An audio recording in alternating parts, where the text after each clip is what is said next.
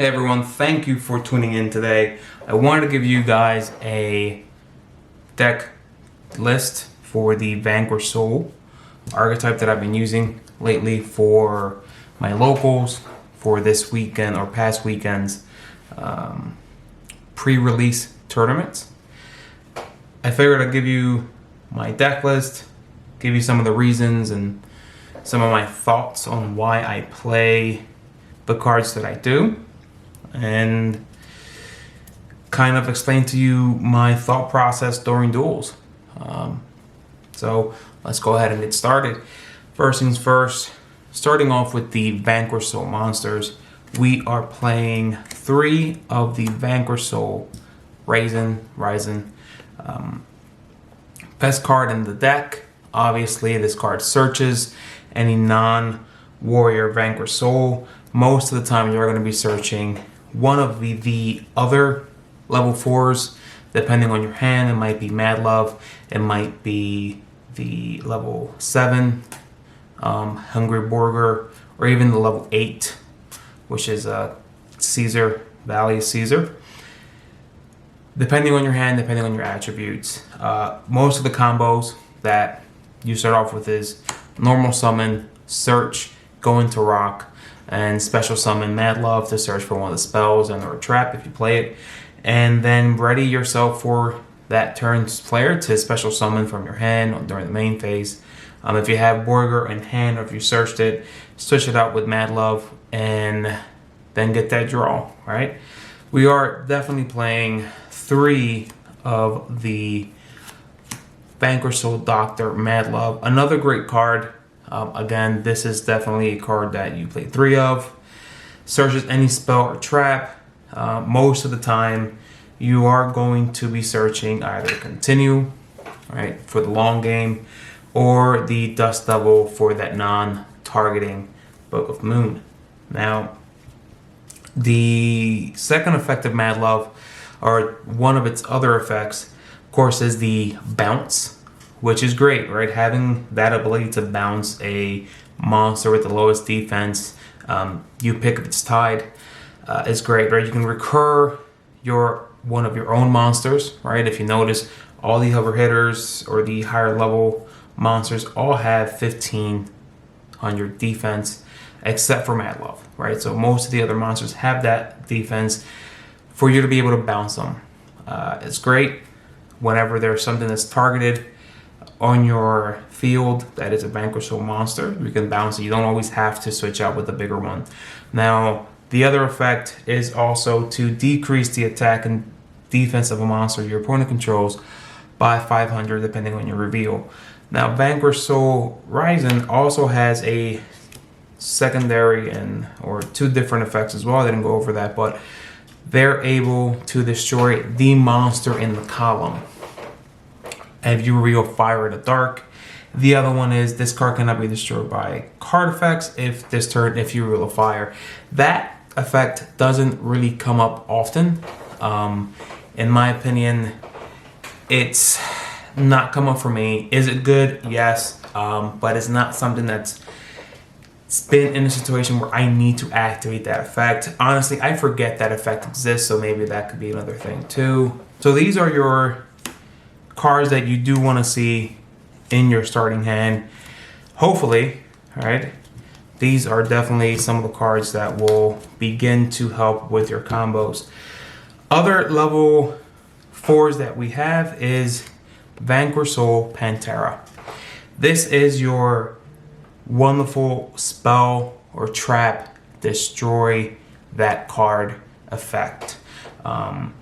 Most of the time, you could have it out if you have it in hand, especially against any monster, any deck that requires back rows. If you can special summon out with rock, turn 1, or their turn 1, turn 0, destroy that back row, it does put you in a good position. This is also a good searcher. Sometimes you see yourself where you don't have any earths, and it's more beneficial to grab yourself a Pantera. Right, that special effect that you can special onto the field if you control no monsters in the main monster zone does help with being able to get your combo started, being able to go into rock, right, having that ability is great. With the new support coming out, I don't see this going into 2 or 3. I think staying at 1 will be the most efficient way to play this card. That's my opinion, however. Now we're moving into the level 6, Fire, Pluton. I do play Pluton. I think this card is really good to have as a searcher from Ryzen when you need another fire in hand to resolve some of the other effects. Again, very similar to what Pantera is just another attribute searcher that you can get to be able to have in hand for those other big monster effects. The effects of Soul Pluton, to me, are pretty good. They've come up. Some people hate this card, some people love this card. I personally love it. The fact that I can special summon on my opponent's turn, it's an extra body on the field. I can protect myself depending on the attributes. If I summon it in defense, reroll fire, have a 3k defensive monster on the field. Pretty big, hard to take down. Second effect, if I reroll Dark and Earth, definitely can come up. If they don't have anything that could really beat over 3k, this is going to save you. And then on your turn, some pretty OTK potential there. I've done it a few times. It saved me. So definitely a card that I will continue to play. I think it's great. Now we're going into the bigger monsters that are able to switch out. We're talking about everyone's favorite Burger, Vanquish Soul Heavy Burger, right? This card is phenomenal. The draw power of this card, that twice grab 2 turns, right? You're gonna draw into something you may be able to use on your opponent's turn. This is why this deck is very toolboxy. You can use many different hand traps that are great, and that's what keeps this deck, I think, at a very high tier 2, tier 1.2, depending on the pilot, 1.5. I don't say this deck is tier 1, not just yet, but I'm definitely high tier 2, tier 1.5, but the draw power you get off a Burger, and not only that, you also have a time card. Burger's second effect, to reveal an Earth and a Fire, burns for 15, do it twice, that's 3k, they're down to 5. Easy OTK or kill range for that, or lethal range for you to be able to destroy your monsters. Being able to have this on the field, summon, rise, and destroy whatever monsters on that position. If they're smart, they'll put it in the monster zones that where Ryzen can't be there. I mean, I've sacrificed my rock a few times just to be able to destroy a monster in the monster zone that they're in, to be able to go for that lethal damage. But definitely great card to have and to see, in my opinion, in your opening hand. And then we have the 2 Vanquish Soul Caesar Valius, another great card to have. The fact that you can chain reveal an Earth, this card becomes unaffected by activated effects, is great. Right? Being able to obviously bounce whatever level 4 or any other Vanquish Soul monster except for a dragon is great to have as well. Being able to dodge, and again, Burger does the same thing. Burger's able to bounce whatever monster, whatever Vanquish Soul monsters on the field, dodging imperms, dodging anything that targets. All right, and it's, as they say, this archetype is based on a fighting game, so being able to attack out new opponents, right, teammates, very, in my opinion, I think about this like Tekken Tag Tournament, right, anything like that. The second effect, to be able to non-target destroy a great, is another way to gain the upper hand, especially against decks like Runic, destroying field spells, right? Rika's another one that has a field spell that's pretty annoying. No, it's not banish, which is fine. I think destroy is fine. Being able to understand that some monsters, some effects will activate, but non-target, really great. And that is it for the Vanquish Soul monsters. I do play the Castera Fenrir package with the Castera Rise Heart, right? This package is phenomenal. I was playing Pankratops, not a fan of it. I think being able to search itself, having that extra Earth in hand, or having a fire is great. Some of the plays you can go into, as you know, will be a level 7, and this can become a level 7. Going into Borger at any time gives you 3 potential level 7s on the field, which does play into a Rise Heart that we do have in the extra deck. But that is just something to note, right? The interruptions or the interactions you can have with your opponent on their turn with Fenrir, amazing. People hate the card. I honestly think it's a great card in any deck. The Banish face down, the Search is great, and the attributes are amazing, right? Luckily, we don't have to use the wind or water ones of the Kashtira monsters, but definitely something that I do like a lot and prefer over the Pankratops. Now, some of the hand traps that I do play, monster hand traps, right, that I do play, aside from Fenrir being the MVP here, I do play 2 Ghost Spell. I think this card, definitely a good card to have. Earth target, right, having that in hand, that Earth attribute comes in handy. Being able to hit the cards that special summon from graveyard, that interact with the graveyard in general. This is really good to have. Stop that interruption, stop that interaction, in other words, and just be able to say, hey, you can't do that, while still having an Earth to be able to reveal with Ryzen. And of course, we're playing 3 of the Ash Blossoms. We have to, mandatory. This is just a great way to get into Ryzen if we have a Stake Your Soul, which unfortunately is not searchable, which is Konami's way of saying this card is great, let's make it not relevant as far as a name for the archetype, right? And I prefer that. I think that's really good. But Ash, definitely stopping branded, stopping most decks from special summoning, anything related to their decks is great, right? So that's definitely part of that engine. We are playing the 3 Effect Veiler. Personally, I was leaning towards the Imperm. However, when you are going second and you use the effect of Borger to draw, you draw into an Imperm. It's a dead card in your hand. Yes, you do play into Talents, and that happened to me, if you notice in one of the videos, with the Unchained. I played into Talents very hard during that game, during that match.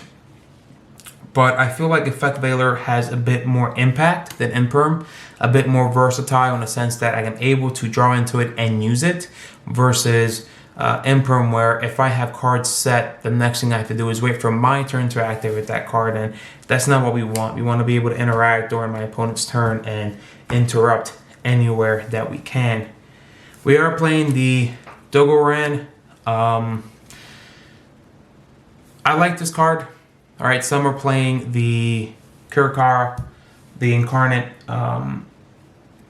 Personally, I'm in between both. I think either one or either option is good. I prefer this specifically because of the fact that with Mad Love's ability to bounce the lowest defensive monster on the field, this big boy has 1200 defense while having 3k attack. So being able to bounce it, do it again, all right, being able to get rid of 2 monsters on the board, because I believe this card is not once per turn, that special summon specifically, it's great, all right. Baron, especially against Manadome or Manadium, you know, being able to get rid of the Speeder and the Baron by Kaiju, Wave of Kaiju is great.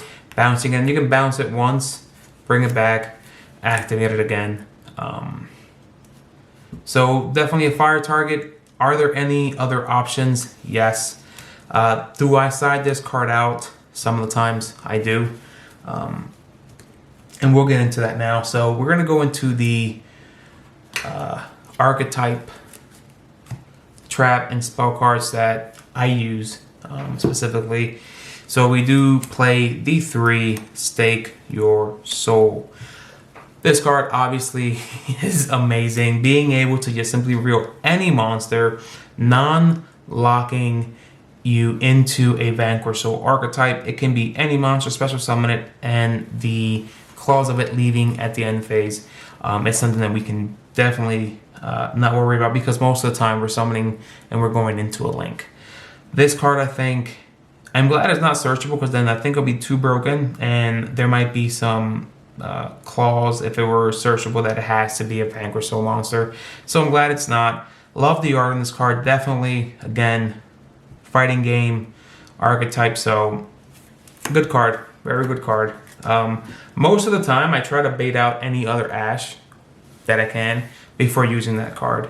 Now here is some of the controversy that some would say I'm playing this completely wrong. I am playing double Dust, Devil, and one Continuum. Most of the time, the Continue, if I grab it turn 1 or on my turn, it's not really going to give me the value that having a Dust Devil would. Most decks rely on their normal summon, or having a level 2, for instance, for sprites. They need to have that level 2 on the field to be able to special summon their sprite monsters. So being able to have this as a non-target Book of Moon, you activate it. If you have a potentially, right, you could have 2 Vanquish Soul monsters, Book of Mooning 2 monsters. Is just great. The overall value. I think that for the long game, right, the grind, this is good to have at 1.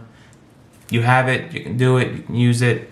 But definitely prefer the 2 Dust Double. If I could play 2 and 2, I definitely would. There is space, maybe, but not right now anyway. Not the way I'm playing it. And I'm playing the 1 Vanquish Soul Calamity Caesar. This is pretty much Caesar's special attack, ultimate attack, right? Is it bad? No. Have I been able to resolve it? Yes, a couple times. The fact that you have to have your opponent target one of your monsters does make this card less impactful. Right? You have to have a Vanquish Soul monster on the field, and they have to target something. So being able to simply, potentially destroy a Caesar, anything that's going to be able to, I'm sorry, not a Caesar, a Baron on field, they target to destroy, you activate, sure. You can burn, which is great, being able to burn 3k potentially with Caesar on board, or 25 with Borger. Those will be your main, I think, potentially targets to burn with. But the new trap or the new support that's coming out is, in my opinion, better, just for the sequence of different effects that it has. But for now, I'm keeping it in. I do enjoy it. It does come up. As far as non-archetype cards, I am playing the 1 Reinforce of the Army. This card, 1 card starter, right? It's at 1 for a reason. I sometimes do search out Kashtira Riseheart with this if I have 1 or if I have 2 Risings from my hand, and that kind of gives me more flexibility in not having to pick up the Fenrir and search for it, having that extra fire target, or potentially being able to go into a level 7 when I use this, and if I have Rising there in hand already. But great card to have. As I am playing the Kashtira package, I am playing to Pressure the Planet. I think this is a very good card. The most beneficial part of this card is definitely the attack boost. I think that being able to have the different attributes that we already play, Earth, Fire, Dark, plus having whatever your opponent is playing, 100 attack and defense for each unique attribute, gives you that extra little edge to be able to bounce or destroy that Baron, or destroy that Kite Guardian Chimera from Brandon, right? That's at 33. That's key, and it's something that I will continue to play. I was playing 2 talents instead of 2 of these planets. Would I side these out? No. Would I change these for talents? No. This card is great, and it's definitely something that you want to have with the Kashtira package.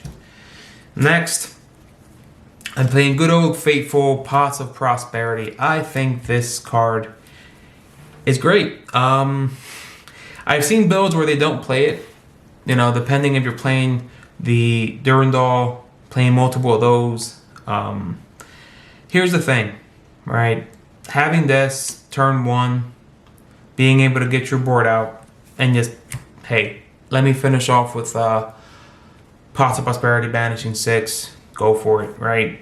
Dig into your deck, being able to grab those unique traps that we use, like Tikaboo, Epidemic Virus, or any other. It could be a hand trap, right? Being able to dig through your deck and grab one of those is great. Seeing this turn 1, this card does come out going into turn 2. If I know I'm not going first, hey, these are definitely going to be coming out for something a bit more impactful.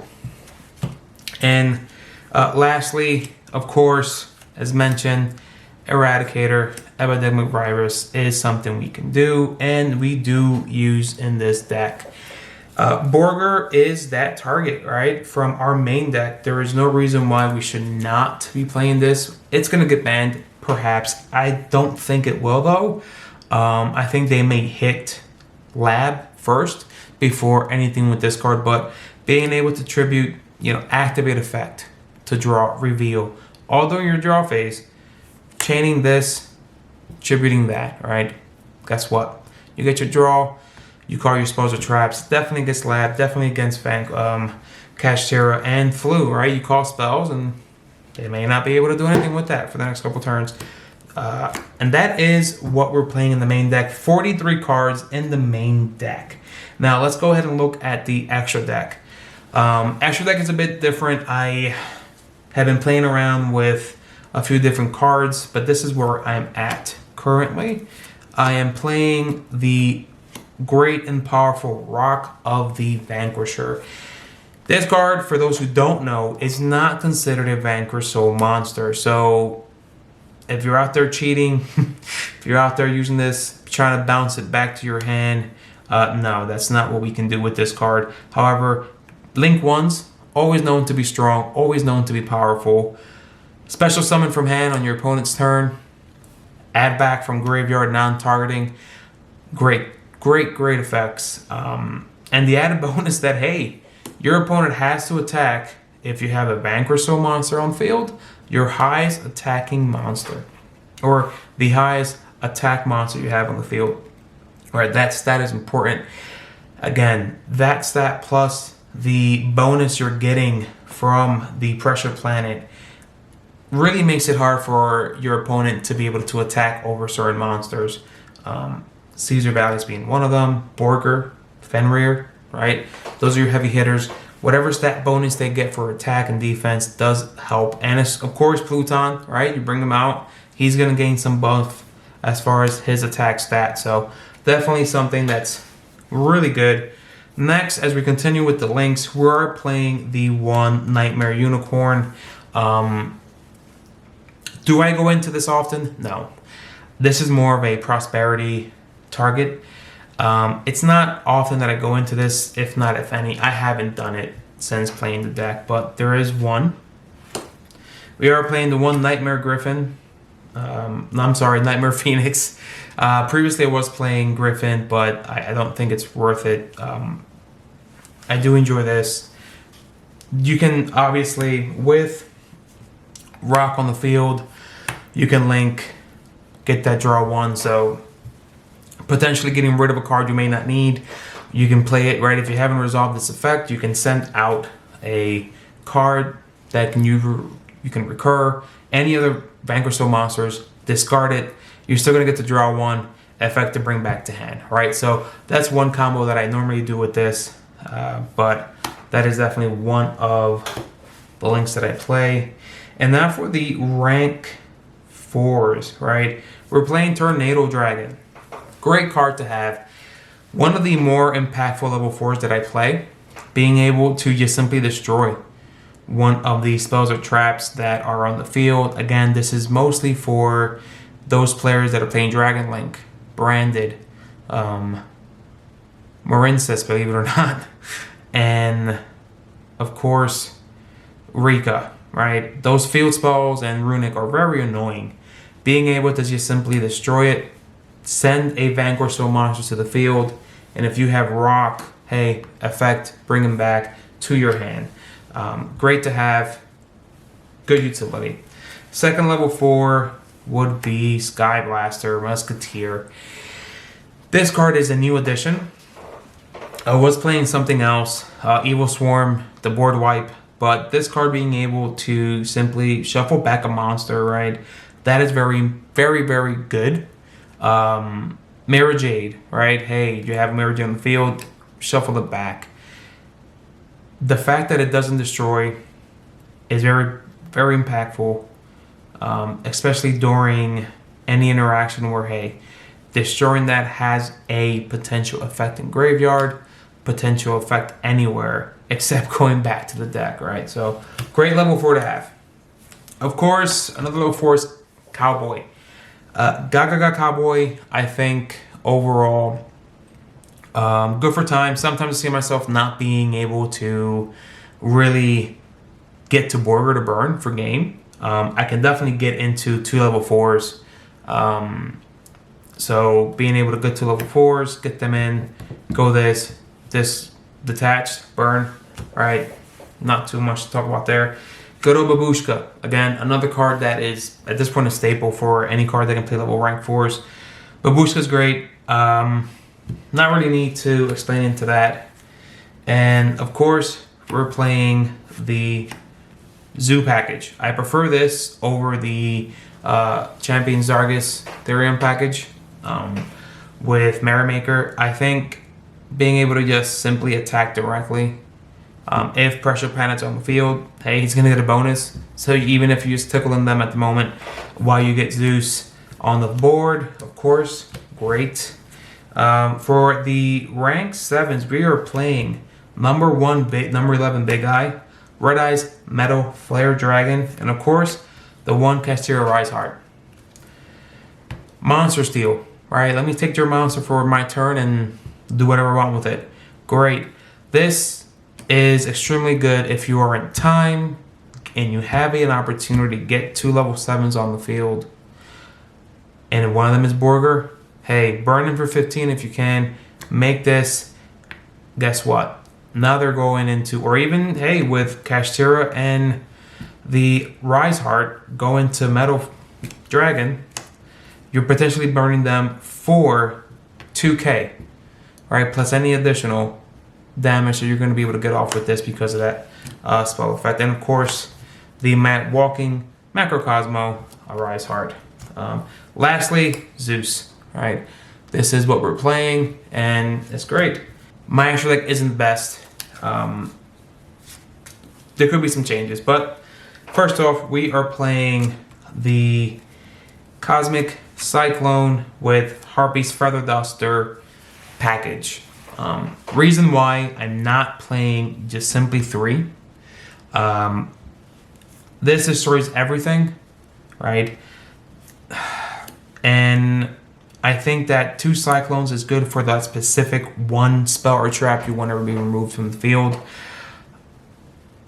How often can you resolve both of them? I've resolved some of them at the same time. I've been able to activate, right? They have something to negate it.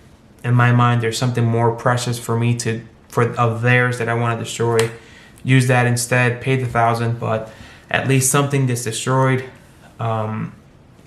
Without committing into 3k of damage versus 2 if necessary, or 1 specifically. So that is my thoughts on that. And of course, I'm playing good old There Can Only Be One. This is an aside. Many of us are playing this in the main. I've opted to play 3 of the Eradicators versus 3 of There Can Only Be One. This replaces this when going first. If I know I'm going first, definitely replacing this. With that, I think it's better when I'm going first. Most people are going to be expecting this, right? But being able to dig through with Prosperity again, Prosperity being able to grab this, they already know, hey, too late, you know. Most people expect this in the main. Most people don't expect this on the main. So MVP card right there. we are playing 3 anti-fragrance, right? Anti-spells. Will this be changed? Perhaps. This can definitely be something else. Doesn't necessarily have to be anti-spell. In my locals and where I'm playing at, there are plenty of branded and Kashtira players. So flu players as well. Some Rika, not really, but mostly flu and Kashtira and branded. So being able to have this in the field, say, hey, you can play your spells this turn. We as Vanquish Soul players only really want to resolve Stake Your Soul when possible. Most of ours are already going to be set because they're quick effects as far as the Dust Devil and Continue. So not really too impactful for us. And of course we're playing the 3 Draw and Lockward. This card, hey, it stops combos. Dragon Link, hey, you can't do that. Kashtira, not too impactful, but impactful enough where they're saying, okay, now they have to do what? Shift, pivot into something else. I've seen them go into Barone instead of just simply going with it because they special Fenrir, the special Unicorn, they have a level 3 tuner on hand. You know, they add off the Unicorn or Fenrir and then hit them with the draw straight to Baron, right? Get those negates out, use Rising to pop it. Or, yeah, I was gonna say bounce it with Mad Love, but not really. And I'm currently playing 3 Chaos Hunters. I had to borrow 2 from a friend of mine's, but Chaos Hunter in my locals is great. Again, flu players, they special summon. I bring this out. Guess what? Sure, I'm going to discard a card. Is that hurtful? Not really, but making sure they can't go into any plays really does help. One of the benefits of this card is it also stops Kashtira. Hey, we can't banish, right? Will something like Evenly help? Well, no, because Evenly's not going to help you at that point because we still can't banish. So definitely something that I enjoy, and I believe this is level 7, so 2, 4, 6, 7, yeah. So it being level 7 obviously helps us get to some of the level 7 rank monsters that we do play, bringing it out on our turn. Getting into some of these helps a lot. Now, will this change? Depending on what the meta is, I think that for now, if Kashtira is still the most represented deck, this is something we can use, including Flu. Many people thought Flu would die without that statue, but not really. N-Pen is a card, so something we can worry about later as far as that goes. Astro deck for now is solid, but potential for changes. Thank you for watching the video. This is my deck profile. If you have any opinions, questions, suggestions, anything you can bring up, leave a comment on the video and give it a thumbs up if you enjoyed it. Thank you so much. Bye-bye.